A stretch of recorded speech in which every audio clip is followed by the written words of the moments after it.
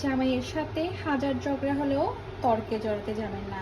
কি করবেন, সুন্দর করে কিচেনে এসে এরকম একটা আনকমন নাস্তা বানিয়ে সামনে দিবেন।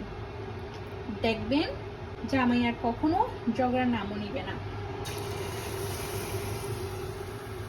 এরকম করে একদম স্পেশাল, বুঝছেন, স্পেশাল নাস্তা বানিয়ে দিবেন। জামাইয়ের জবান একেবারে বন্ধ হয়ে যাবে। এটা হচ্ছে জামার সাথে ঝগড়া লাগলে ইজি টিপস সবার জন্য। জামাই নামক মানুষগুলোর সাথে আপনি কখনো কোনো কথাই এড়িয়ে যেতে পারবেন না।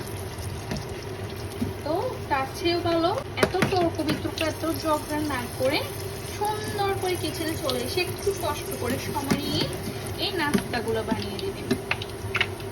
দেখবেন একদম জীবন শেখা হয়ে যাবে।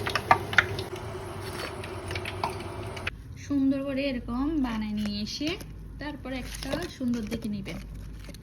একটা সুন্দর করে নিয়ে সুন্দর করে আদর করে খাওয়াই দিবেন। ওগুলো কি? এটা মরিচ। কেমন? আর ঝগড়া করবেন আমার সাথে?